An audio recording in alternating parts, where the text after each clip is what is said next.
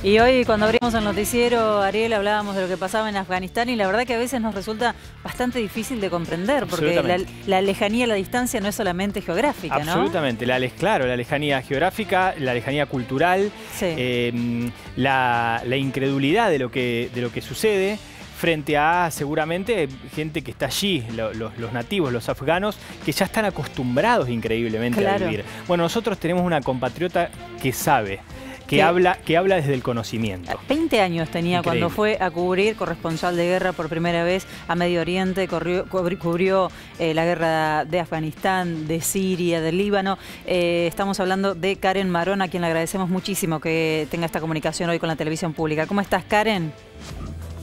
Muy bien, muchísimas gracias a ambos, gracias por esta invitación. Mira, la primera pregunta que te voy a hacer me voy a agarrar de algo que acaba de decir Ariel y que la verdad siempre lo escuchamos, ¿no? Como que es gente que está acostumbrada porque son lugares en donde la guerra, lamentablemente, o determinado tipo de violencia es un lugar común. ¿Se puede acostumbrar a alguien a vivir así? No, me parece muy despreciable por parte de algunos que hablen así, justamente, ¿no?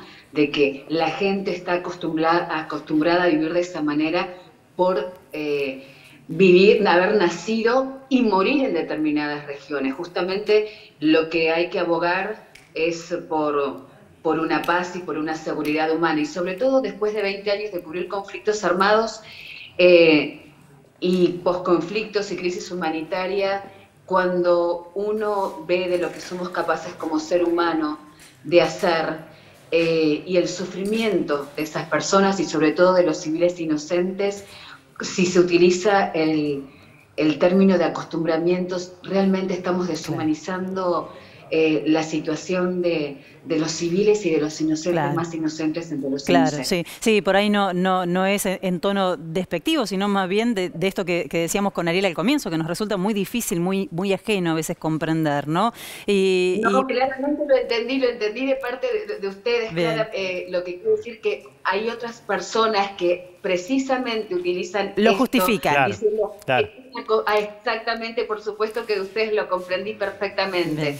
Creo que pensamos lo mismo, creo que estamos pensando en humanizar el conflicto y valorar la vida de estas personas. Sí. No está por demás claro que pensamos igual. Seguramente otras personas tengan el pretexto de, bueno, ellos están acostumbrados, dejen que siga sucediendo lo que sucede. Quiero hacerte una pregunta, Karen, ahora te hacemos un par más de Afganistán en sí, pero quiero alguna desde tu trabajo.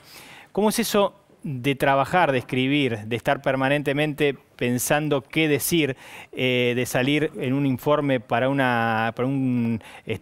canal de televisión con chaleco antibalas muchas veces? ¿Le gana el miedo a la pasión? ¿Le ganó alguna vez el miedo a la pasión en tantos años tuyos en esos frentes de conflicto? Bueno, en primera instancia, yo creo que ya no es...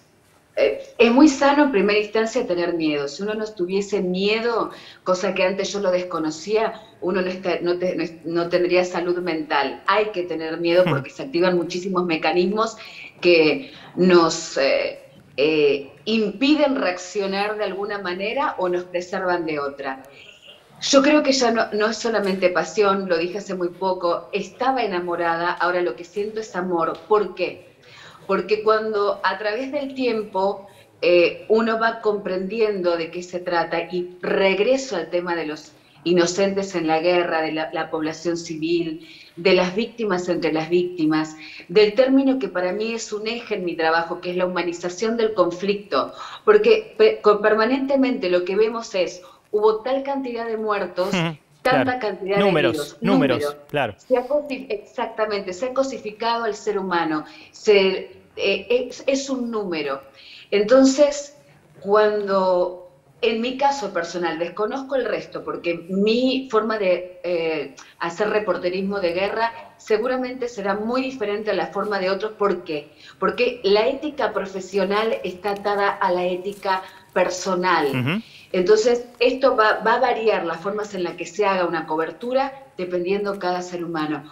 Cuando vos me hablas del chaleco antibala, y mira, muy pocas veces, aunque soy profesora y maestra de corresponsales de guerra, claro que por supuesto, recomiendo la utilización del casco y el chaleco en situaciones extremas, pero en lo general yo no lo utilizo. ¿Por qué? Porque justamente, y ahí después podemos relacionarlo con Afganistán, cuando me pongo el casco y el chaleco, me diferencio de esos seres humanos donde yo soy una visitante. Entonces tengo una protección mientras ellos están desprotegidos. Lo que hago o lo que utilizo permanentemente es, como decía nuestro maestro Richard Kapuczynski, un gran corresponsal de guerra polaco, sí. Que también es guía de los periodistas, de todos los periodistas y de los que cubrimos conflictos armados, es mimetizarnos con el ambiente, por una cuestión de respeto a otras culturas, a otras idiosincrasias y a otras religiones. Entonces, especializándome en Medio Oriente, uso permanentemente la hijab, que es el pañuelo que cubre la cabeza, y la baya, u otra vestimenta si es necesario utilizarla por esta cuestión de respeto.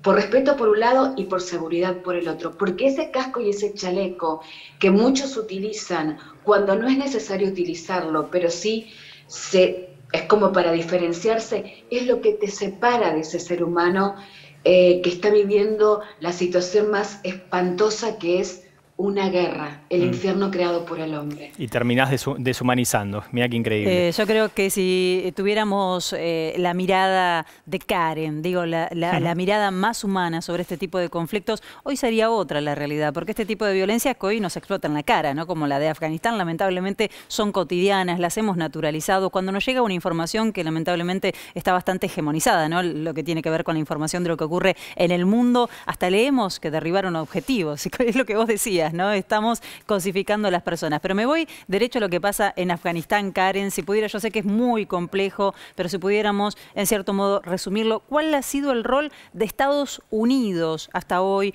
¿Y qué nos podés decir del Talibán? Bueno, salimos de una intervención que duró 20 años, Estados Unidos y sus aliados, o sea, la OTAN, 2 décadas que han sido sumamente complejas para Afganistán por la multidimensionalidad. Hay muchísimos actores internos, actores externos, y en el medio la población civil, como siempre. Quiero hacer mucho hincapié en el tema de la población civil, porque, por ejemplo, ayer hubo un doble atentado en las afueras del aeropuerto de Kabul, y también, y hay que ver cuáles fueron las víctimas. Hubo 15 soldados estadounidenses y 170, y se superan, y esto es consuetudinario, es permanente en todos los conflictos. 170, y al pasar el tiempo se aumenta la cantidad de heridos civiles, pero de muertos civiles. ¿Por qué? Porque cuando se producen estas situaciones, son lugares donde está faltando la medicina, donde está muy vulnerable todo el sistema sanitario. Bueno, en realidad casi no hay sistema sanitario. Entonces se salen de 2 décadas, reitero, de la intervención militar de una manera absolutamente desprolija.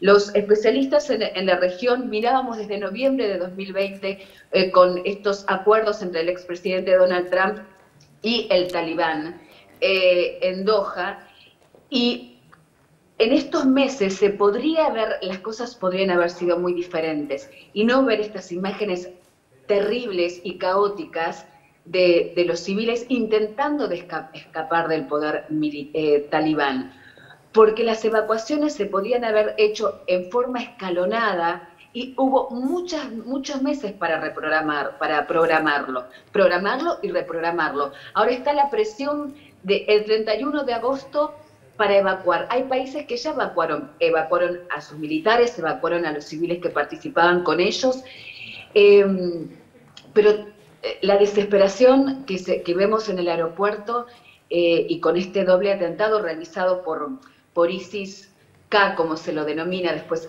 puedo explicar de qué se trata muy cortito, entramos en una nueva instancia del régimen talibán que afecta no solamente a las mujeres, sino a la sociedad en su conjunto, más allá que, por supuesto, la mayoría de la población en Afganistán es musulmana. Lo que hay que explicar es lo siguiente, si me permiten, son unos segundos.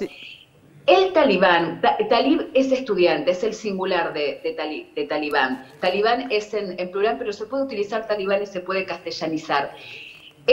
Son los estudiantes de la madrasa. Madrasa, escuelas del Corán. ¿Qué Corán?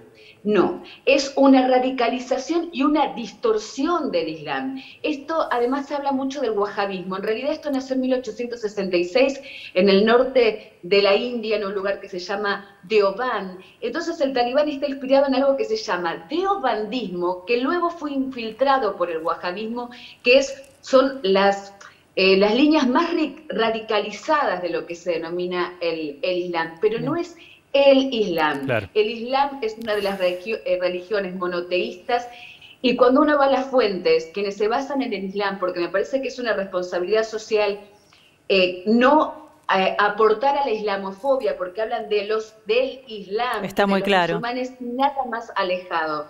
Las fuentes del Islam es el Corán, las escrituras sagradas, la escritura sagrada y los dichos del profeta. Después, cada uno hace una interpretación diferente, hay diferentes grupos que hacen interpretaciones, y termina, por ejemplo, en el talibán, que va a someter a reitero, se habla mucho de lo que va a ser el sufrimiento de las mujeres, y es real, pero va a someter a una sociedad que está claro, son miles los que quieren escapar. Pero también estoy haciendo un reduccionismo, estoy resumiendo mucho.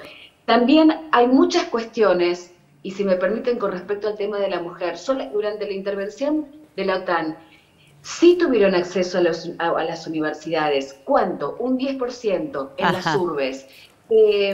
Sí tuvieron acceso a determinados trabajos. ¿Cuánto? Un pequeño porcentaje que estuvieron en 3 ministerios nada más. ¿Qué pasaba en las afueras de las urbes? Cuando no se utilizaba el tema de la mujer, hay documentos de la CIA que se han desclasificado, tema de propaganda, la situación de las mujeres para conmover los corazones de los seres humanos, claramente.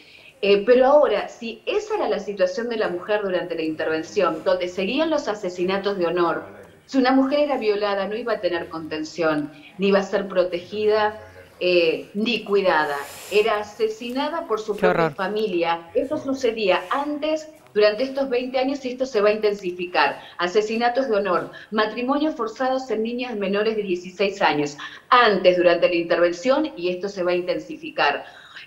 Por lo tanto, cuando se utiliza a veces en determinadas situaciones que la situación de la mujer había mejorado, es muy relativo. Fue en las grandes ciudades, pequeños porcentajes, y siguieron implementando, más allá de la religión, una transversalidad cultural, son los elementos culturales que legitiman y avalan este tipo de conductas. Ahora, Karen, un par de consultas, y prometemos que van a ser las últimas. A partir de esto que estás diciendo, por allí decías ISIS-K, que es quien se ha adjudicado el doble atentado ayer. Entendemos que es ISIS de Estado Islámico, K de Khorasan, si querés ahora danos la explicación. Y algo sí sobre la mujer, porque el talibán se ha mostrado queriendo lavar su imagen, prometiendo cambios radicales, y no sé cuánto se puede esperanzar la mujer para empezar a hacer cosas que antes no podía hacer. Así es, la explicación fue perfecta. ISIS, que generalmente hace muchos años que utilizo la palabra Daesh, que es el acrónimo de ISIS, para no utilizar ni ISIS ni Estado Islámico, porque no es un Estado, no es derecho de sujeto internacional, ni es islámico porque no está acorde a las reglas del Islam, como habíamos dicho antes de estos grupos. Se lo denominó ISIS-K porque en realidad, si lo castellanizamos, tiene que ver con la provincia de Khorasan, dentro de Afganistán. Allí hay una serie, bueno, voy a seguir utilizando ISIS barra Daesh. Sí, se entiende. Muchísimas gracias. Es por la costumbre en utilizar el término en el acrónimo en árabe. Es conglomerado de diferentes movimientos islámicos, entre ellos el movimiento islámico de Turquistán, el movimiento de Uzbekistán, bueno, que son un desprendimiento, es interesante, son un desprendimiento del talibán. Ajá. Se desprendieron más o menos en el año 2015, el Mullah Omar muere en el 2013, el líder del talibán. Se conoce oficialmente que había fallecido en el 2015, y estos grupos, estos movimientos, que son muchos más en realidad, pero es muy complejo en este momento comentarlo, por el tiempo precisamente, sí. Al estar en desacuerdo con el liderazgo del hijo de Omar Mullah, que es uno de los líderes militares del talibán, pasaron de ser talibán a ser ISIS. Ajá. Y tienen un poder extraordinario en la provincia de Jorazán, y se utiliza ISIS-K porque precisamente estamos castellanizando Jorazán, pero empieza con la palabra con K, claro, claro. Me parece interesante para que todos nosotros aprendamos de qué se trata, porque si no la gente se sorprende y dice, ¿este es un nuevo grupo? No, es un emprendimiento. Es un nuevo grupo permanentemente, pero creo que la explicación es muy válida. Me habías preguntado algo sobre la mujer. Si podés cortito con una frase simplemente, ¿cuánto puede esperanzarse la mujer en Afganistán que va a cambiar y que va a poder hacer lo que durante tanto tiempo no pudo hacer, ¿no? Muy cortito, talibán y moderado, como fue la presentación que se realizó en la conferencia de prensa y que es lo que mostraron, son absolutamente contradictorios. Claro. En la conferencia de prensa mostraron que aprendieron de diplomacia, que aprendieron de relaciones públicas, que aprendieron idiomas. Se lo ve con las nuevas fuerzas especiales, que son grupos pequeños, que son los que muestran en propaganda. También vamos un poquito para atrás y recuerden la propaganda del ISIS cuando apareció en Siria y en Irak. Aparecen con sus brigadas Badr 313, con el armamento que han dejado los estadounidenses, pero también con una postura muy diferente. Claramente han recibido no solamente el equipamiento militar de alta tecnología, que se sabe de dónde proviene, sino un entrenamiento militar muy específico. A partir de eso, y de esta conferencia de prensa, desde el instante cero dije, no hay relación entre talibán y moderados, simplemente porque cuando uno revisa las creencias del deobandismo que les estaba comentando, nacido en 1866, más el cruce del wahabismo, lo reitero, cuando algo es esencia, es inmutable. Si es el ADN de ese movimiento, basado en cuestiones muy específicas y que, reitero nuevamente, es inmutable. Bien. Karen, no puede haber cambios. Te agradecemos mucho, la verdad que un lujo escucharte. Gracias por compartir todo tu conocimiento con esa claridad. Quedó claro que ser corresponsal de guerra no es solamente viajar y contar lo que sucede, sino estudiar, estudiar y conocer mucho antes incluso de conocer el lugar. Muchísimas gracias. Karen.